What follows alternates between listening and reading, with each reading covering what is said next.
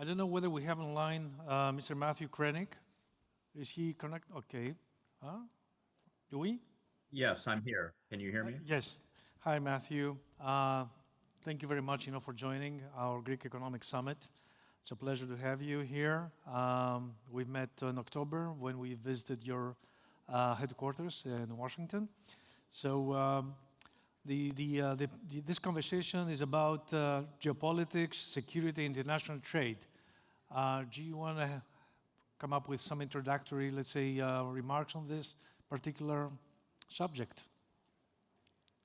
Yes, well, first, thank you very much for having me. It's an honor to be here, and we had a terrific meeting in Washington when you were all in town a few weeks ago. And of course, the US-Greece alliance is so important. And here at the Atlantic Council, we were honored to give one of our distinguished leadership awards to Prime Minister Mitsotakis in 2024. And I'm sorry I can't be with you there in person. I was last in Athens just in May as part of a US State Department speaking tour, so hope to come back soon. This is a very important moment in terms of global geopolitics. I think we are at a historic inflection point. And just looking back over the past 80 years, the United States, Greece, other allies should be proud of the world that we've built, this so-called liberal international order. But 80 years without a great power war, standards of living in the United States and around the world 5 times higher than they were in 1945.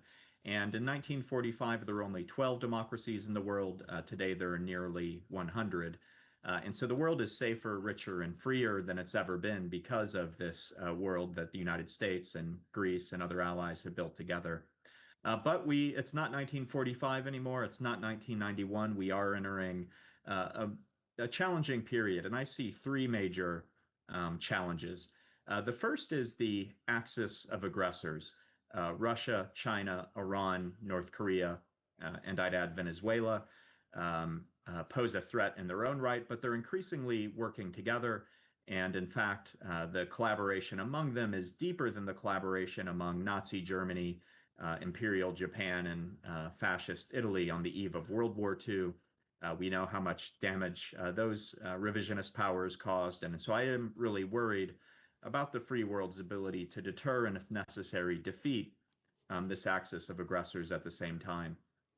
Second, even though this rules-based system has worked, you have many raising questions about some of the downsides, including the Trump administration in the United States and other populist movements, raising questions about forever wars, offshoring manufacturing, unfair trade deals, irregular immigration.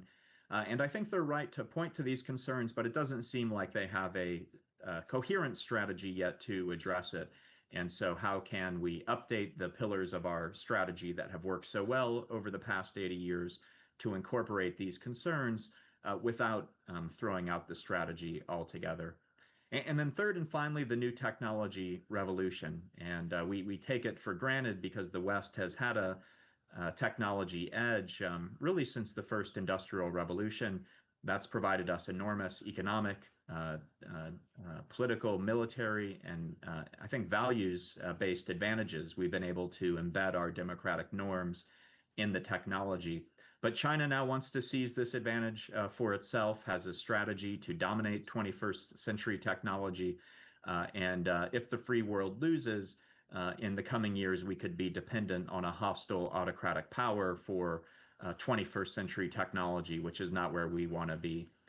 So I think we can overcome these challenges just like we've overcome major challenges in the past, but this is a more challenging time indeed, and very much look forward to discussing these and other issues with you.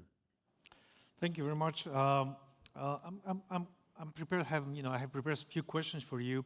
You mentioned we are at the Greek Economic Summit, and as you understand, this is an economic and trade, let's say, conference. So trade and security are increasingly interconnected. So our economic and trade strategy is now inseparable from national security strategies, and is sometimes, we see, for example, what's happening with the EU-US, let's say, transatlantic relations on trade, and what's happening also in the Ukraine. Are these, trade and security quite interrelated in nowadays? Yes, I think so. And in a way, this is a return to the past. During the Cold War, obviously, economic relations followed geopolitical lines. If you go back before then to the period of European empires, you had closed economic blocs within imperial systems and preferential trade agreements that kept others out. Uh, so really the anomaly was the 1990s, the 2000s, the 2010s, this period of globalization where we did become tightly economically integrated with adversaries or countries that would soon become adversaries like Russia and China. I think we realized over the past few years during COVID, but especially after Russia's 2022 full-scale invasion of Ukraine, that being that dependent on an adversary doesn't make sense. So we saw Europe kind of decouple from Russian markets almost overnight.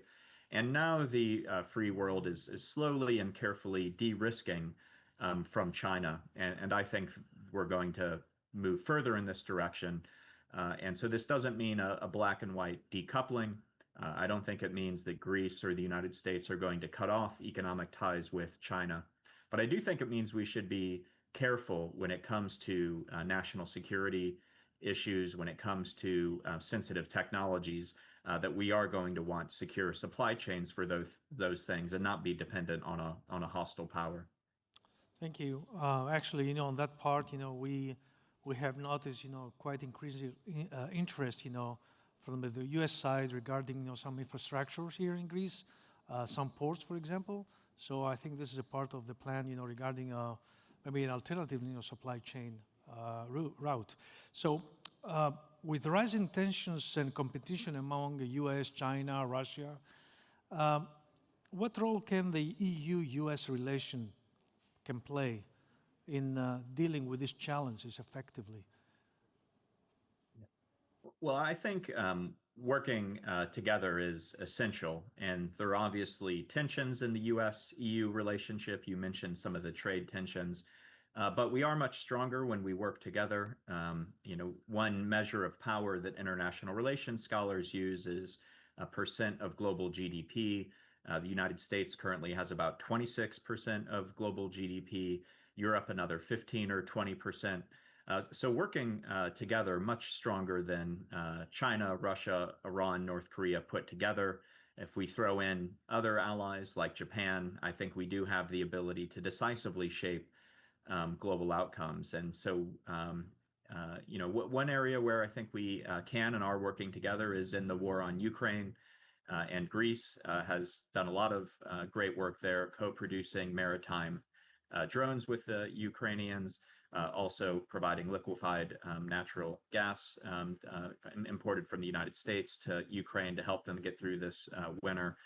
So I think there is good cooperation there. NATO defense spending, and another area where the European Union has been very helpful, providing financial packages to help allies meet their defense spending commitments. And congratulations to Greece that has always been a leader when it comes to defense spending. But then also on China, there's some, I think, in Washington who have this strange kind of division of labor idea that Europe should take care of Europe while the United States focuses more on China and the Indo-Pacific. And I don't think that works because we do really need Europe's help for China when it comes to the technology competition, when it comes to economic de-risking, when it comes to diplomacy and China's human rights abuses.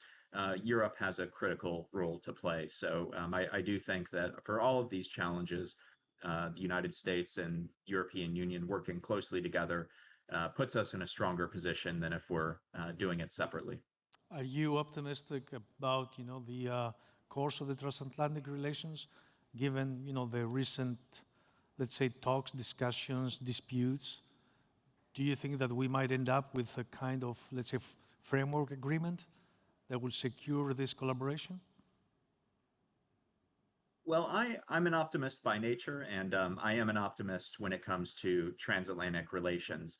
And, it's hard to believe it's only been 1 year since President Trump was reelected, less than a year since his second term started. And a year ago, there were many people worrying, will the United States pull out of NATO?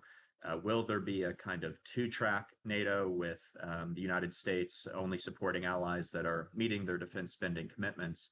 But I think we're in a much better place now. And at the NATO summit in The Hague this year, it was a good meeting. President Trump was even kind of sentimental about NATO. If you'll recall, he said, NATO is not a ripoff. These are people who just love their countries. And now Trump administration officials are going to Asia and pointing to NATO as the example of the good allies that are spending enough on defense and saying if Lithuania can spend 5% on defense, why can't Taiwan?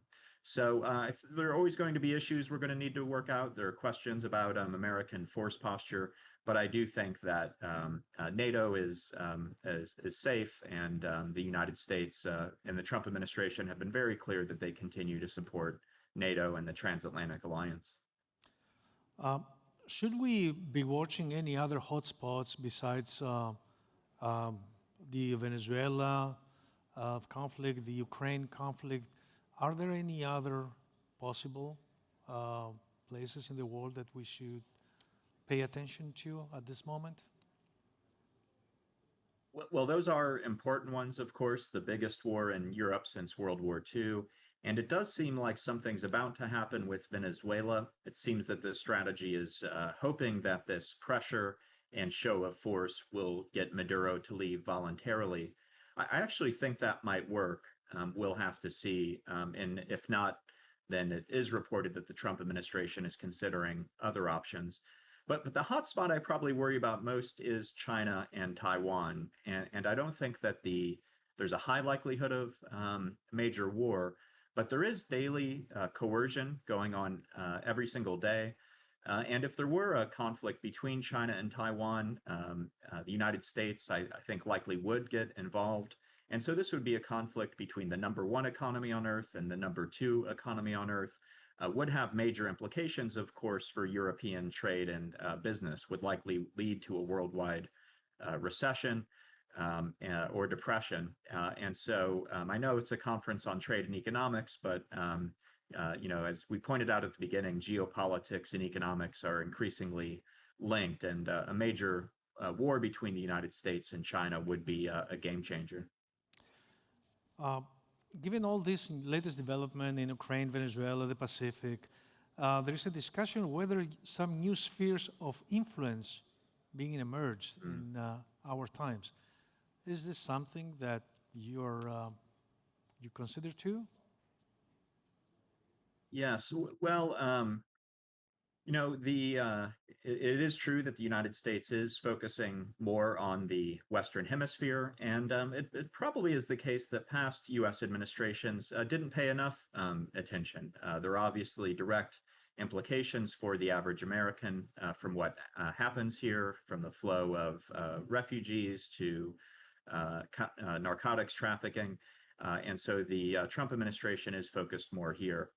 But I don't actually believe that Trump himself believes in spheres of influence. He seems to have a pretty active global foreign policy, personally trying to negotiate into the war in Ukraine. Was in Asia just a few weeks ago for the APEC summit for meetings with Xi Jinping, used military force in the Middle East against Iran's nuclear program. So I still think that the United States is a global power with global interest, and is not eager to cede a sphere of influence to Russia or China or anyone else anytime soon. Thank you. Uh, we recently hosted the sixth PTEC, where Atlantic Council has, of course, a major involvement and role here. And it was quite a very successful event here, actually. So in recent years, Greece has emerged as a regional hub for energy and trade. How critical is this for global supply chains and energy security? Yes. Well, Greece is such an important ally, and going back to the very beginning and ancient Greece, of course, a proud history and really the birthplace of democracy. And so I think in this moment when there are questions about democracy and democracy versus autocracy, Greece is important symbolically. what was obviously one of the first members of NATO, helped to secure the southern flank, and still the geographic location is so important. Energy and trade is obviously important, and we're going to have increased energy needs because of artificial intelligence. The demand, energy demand for these data centers is just so high. Recognizing that, the Trump administration has moved from a kind of a green energy policy that we saw under the Biden administration to more of an energy dominance strategy, and to get all sources of energy, including US liquefied natural gas. And so Greece has an important role to play there. But then Greece, as I mentioned before, also in the defense and security domains, plays a key role as well. Shipbuilding is a major concern right now in the United States. We don't have the ability to produce the ships that we need. You may have seen that President Trump just signed this high-profile deal with South Korea for the South Korean company Hanwha to build ships in the United States. And so I think there are probably creative opportunities for increased U.S.-Greek trade, including in areas like shipbuilding. Yes, you mentioned, the sector, the shipping sector, which I think also Greece, has some talks, with the U.S. government regarding our shipyards here, and hopefully, soon we will have another agreement with the U.S. regarding at least, maintaining, some U.S. ships, in our shipyards. Thank you very much, Matthew. It was great, to have you here at the Greek Economic Summit, and we are looking forward next time, we visit Washington to see you there, okay? And hopefully next year to be in person in our summit here. Thank you very much for this conversation. It was a pleasure, and you're welcome here at the Atlantic Council anytime you're in Washington, and hope to see you in person very soon. Thank you. Thank you.